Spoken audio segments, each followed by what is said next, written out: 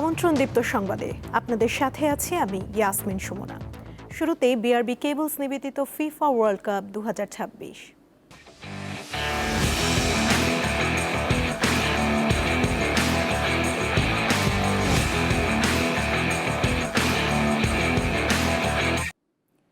স্কটল্যান্ডের বিপক্ষে গ্রুপ পর্বে ব্রাজিলের শেষ ম্যাচে খেলতে পারবেন না দলের তারকা ফরওয়ার্ড রাফিনিয়া। তার ডান পায়ের হ্যামস্ট্রিংয়ে চোট ধরা পড়েছে। বিশ্বকাপে হাইতির বিপক্ষে ম্যাচের প্রথমার্ধে ডান পায়ে ব্যথা নিয়ে মাঠ ছাড়েন এই ব্রাজিলিয়ান উইঙ্গার। বিভিন্ন পরীক্ষা নিরীক্ষার পর রাফিনিয়ার চোট নিয়ে বিস্তারিত জানিয়েছে ব্রাজিল ফুটবল কনফেডারেশন। তবে বিশ্বকাপ স্কোয়াড থেকে তাকে বাদ দেওয়ার পরিকল্পনা নেই।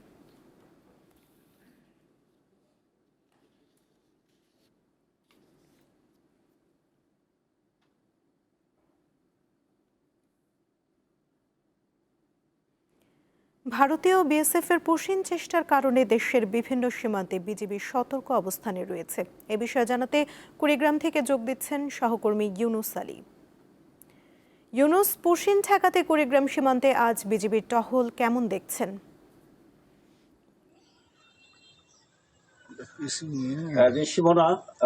আপনাকে জানিয়ে রাখি যে কুড়িগ্রামের রৌমারী সীমান্তের শূন্য রেখায় গত 8 দিন ধরে এখনো 5 যুবক মানবেতর জীবনযাপন করছে। রোদ, বৃষ্টি, ঝড় এবং প্রাকৃতিক দুর্যোগ উপেক্ষা করে তারা সেখানে দুর্বিষহ জীবনযাপন করছে। ইতিপূর্বে দুই শিশু সহ তার মা বাবাকে সরিয়ে নেওয়া হলেও এই 5 যুবকের ভাগ্য এখনো অনির্ধারিত হয়ে আসছে। কবে তারা এই শূন্যরেখা থেকে মুক্তি পাবে এটাই তাদের এখন চিন্তা। আপনাকে আরো জানিয়ে রেখে গত 14 জুন কুড়িগ্রামের রৌমারী সীমান্তের 2টি পয়েন্ট থেকে ভারতীয় সীমান্ত রক্ষী বাহিনী বাংলাদেশের অভ্যন্তরে 9 যুবককে ঠেলে দেওয়ার চেষ্টা করে, কিন্তু তাৎক্ষণিক বিজিবি এবং এলাকাবাসী টের পেয়ে সেই প্রচেষ্টা তাদের প্রতিহত করে দেয়। ওই দিনে এই 9 জনকে সীমান্তের ভারতে ফেরত দেওয়ার জন্য পতাকা বৈঠকের আয়োজন করলেও বিএসএফটা মানেনি। পরবর্তীতে গত 8 দিন অতিবাহিত হলেও এই যুবকগণ এখন বাংলাদেশ এবং ভারতের সীমান্তের শূন্য রেখায় দুর্বিষহ জীবনযাপন করছেন। স্থানীয়রা জানিয়েছেন যে এই যুবকদের কাছাকাছি এবং তাদের অবস্থান যাতে কত পরিবর্তন নয় এর জন্য সীমান্ত জুড়ে বিজিবি এবং বিএসএফ এর মধ্যে কঠোর নজরদারি অব্যাহত রয়েছে। এছাড়াও আপনাকে জানিয়ে রাখি, ভারতের সম্ভাব্য পুশিনের আশঙ্কায় কুড়িগ্রাম জেলায় 278 কিলোমিটার সীমান্ত জুড়ে বিজিবি তার সতর্কতা এবং নজরদারি বৃদ্ধি করেছে। ফলে পাশাপাশি সীমান্ত লাগোয়া মানুষজন বিজিবির সাথে রাত জেগেই সীমান্ত পাহারা দিচ্ছে।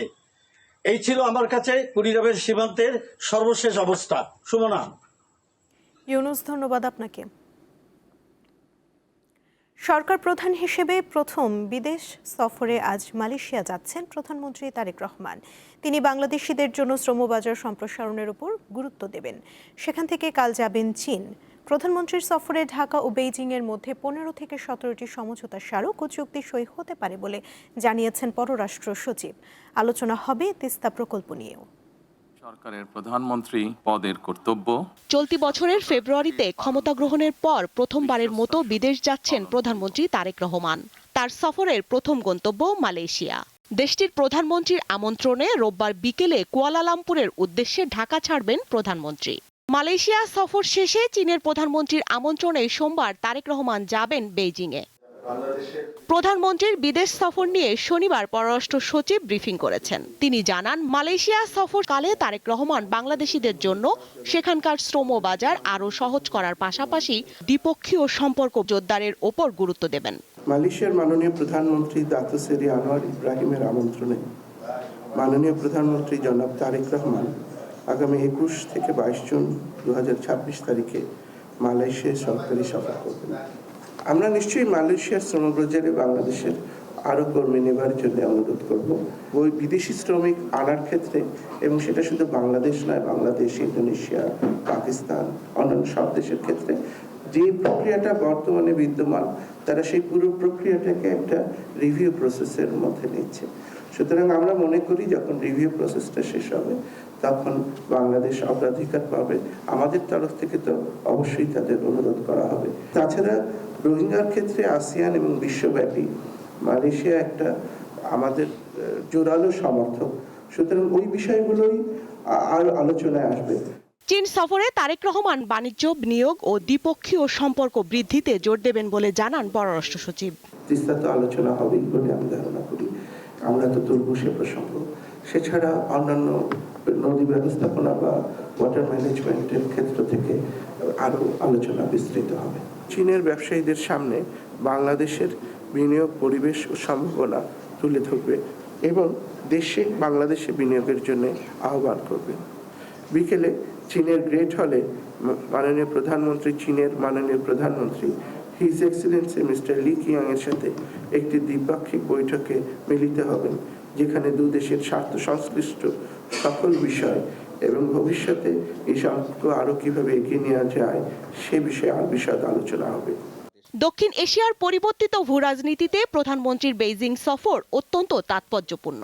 বাংলাদেশ এই মুহূর্তে তার পররাষ্ট্রনীতির ক্ষেত্রে মার্কিন যুক্তরাষ্ট্র, ভারত এবং চীন এই তিনটা দেশের মধ্যে একটা ভারসাম্যপূর্ণ কূটনীতি কে রেখে বাংলাদেশ তার অর্থনৈতিক পুনরুজ্জীবন বলেন বা কৌশলগত উন্নয়ন পদক্ষেপ সেটা বাস্তবায়নের একটা নীতি গ্রহণ করেছে এবং এই নীতির অংশ হিসেবেই তিনি প্রথমে মালয়েশিয়া যাচ্ছেন এবং আগামীতে সরকারের যে পদ্মা ব্যারেজ যে প্রকল্প আছে, তারপরে সরকারের আরও যে উন্নয়ন প্রকল্প, মেগা প্রকল্প, আমাদের তিস্তা মহাপরিকল্পনা আছে, এখানে কিন্তু চীন বড় ইনভেস্টর হতে পারে। চীন সফর শেষে ২৬ জুন রাতে প্রধানমন্ত্রী ঢাকা ফিরবেন। স্বস্তিকা সিংহ, দীপ্ত সংবাদ, ঢাকা। সরু ও বিপজ্জনক নওগাঁর রানীনগর আত্রাই আঞ্চলিক সড়ক প্রশস্তকরণ কাজ শুরু হয়েছে। গত বছর দীপ্ত টিভিতে সড়কটির বেহাল দশা নিয়ে সংবাদ প্রচার হয়েছিল। জনগুরুত্বপূর্ণ এই সড়কটি পর্যায়ক্রমে প্রশস্তকরণ ও আধুনিকায়ন করার কথা জানিয়েছে নওগাঁ সড়ক বিভাগ। নওগাঁ আত্রাই রানীনগর আঞ্চলিক মহাসড়কটি অত্যন্ত জনগুরুত্বপূর্ণ এবং এই জনগুরুত্বপূর্ণ ২৯ কিলোমিটার সড়ক দিয়ে প্রতিদিনে হাজার হাজার পথচারীরা চলাচল করে।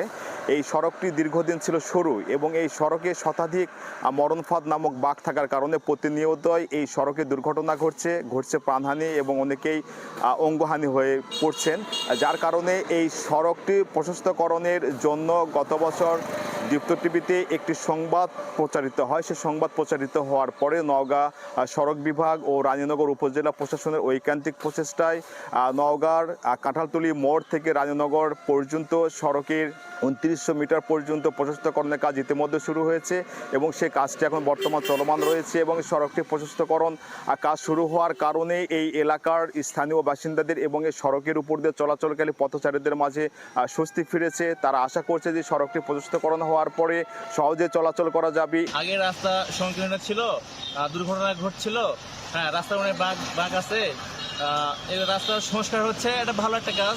আগে রাস্তা আটো ছিল, যাওয়া খুব কষ্ট ছিল, অ্যাক্সিডেন্ট হয়। এখন রাস্তা বড় হয়, আমরা খুব খুশি। কাজটা তাতে শেষে ভালোভাবে হয়। রাস্তা বড় হলে আমাদের সুবিধা, গাড়িওয়ালার সুবিধা, পাবলিকের সুবিধা। সড়কে কমবে দুর্ঘটনা। আগামীতে সড়কটি যেন পুরোপুরি প্রশস্তকরণ করা হয়, তাহলে এই সড়ক দিয়ে চলাচলকারী পথচারীরা নিরাপদে চলাচল করতে পারবে এবং সড়কটি হয়ে উঠবে নিরাপদ। আগামীতে এই পুরো সড়কটি প্রশস্তকরণের মাধ্যমে আধুনিকায়ন করার পরিকল্পনা রয়েছে বলে জানিয়েছে নওগাঁ সড়ক বিভাগের নির্বাহী প্রকৌশলী। যেন দ্রুত এই সড়কের প্রশস্তকরণের কাজ গুণগত মান বজায় রেখে সম্পন্ন করা হয় এমন দাবি জানিয়েছে স্থানীয় বাসিন্দা এবং সড়কে চলাচলকারী পথচারীরা। মোহাম্মদ আব্দুর রউফ, দীপ্ত টিভি, নওগাঁ। দিনাজপুর শিশু পার্কে চলছে নিয়মিত কারাতে প্রশিক্ষণ। আত্মরক্ষার পাশাপাশি সেখানে গড়ে উঠছে সম্ভাবনাময় খেলোয়াড়। প্রশিক্ষণ নিচ্ছে ৫ বছরের শিশু থেকে শুরু করে তরুণীরাও। দিনাজপুর গোরে শহীদ বড় ময়দান সংলগ্ন শিশু পার্ক। সকাল সকাল একসাথে শতাধিক ছেলেমেয়ের হিস, নি, সান, সে ধ্বনি।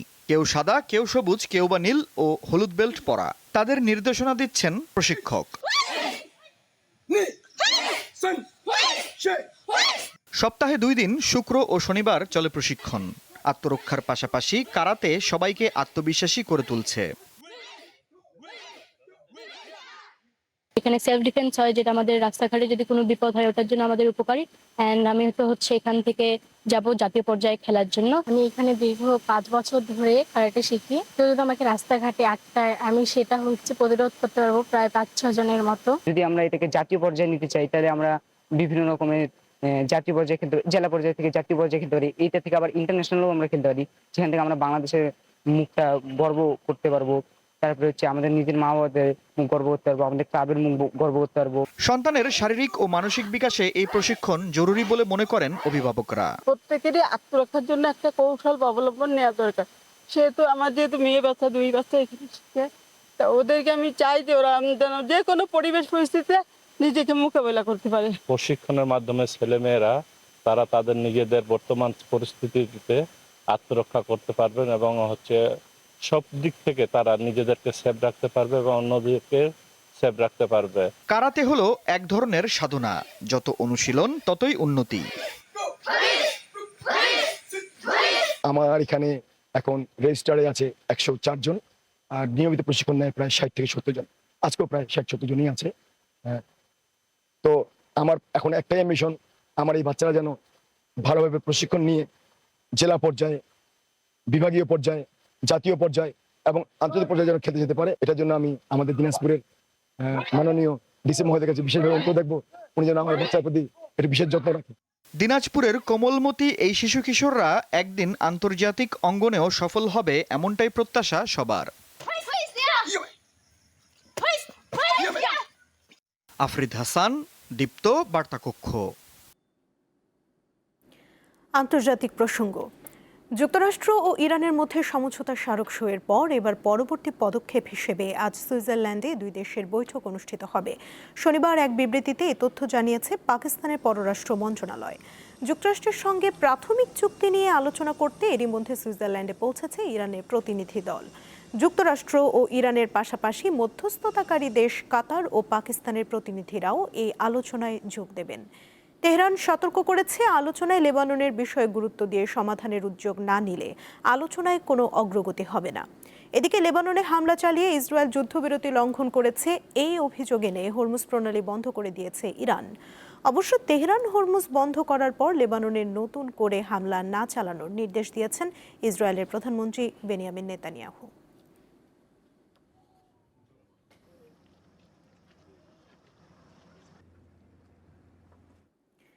লিবিয়ার পূর্বাঞ্চলীয় ভূমধ্যসাগরীয় উপকূলে গত 1 সপ্তাহে অন্তত 15 জন অভিবাসন প্রত্যাশীর মরদেহ ভেসে উঠেছে। একটি নৌকা ডুবে তাদের মৃত্যু হয়েছে। শনিবার স্থানীয় নিরাপত্তা বাহিনী, নৌবাহিনী ও চিকিৎসক সূত্র রয়টার্সকে এই তথ্য নিশ্চিত করেছে।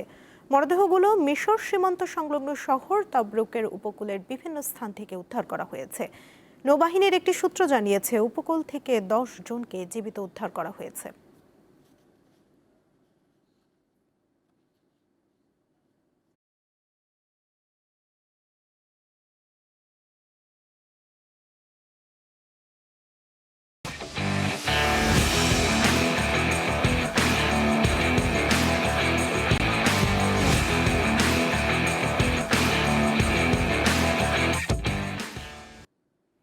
আবারও বিআরবি কেবলস নিবেদিত ফিফা ওয়ার্ল্ড কাপ 2026।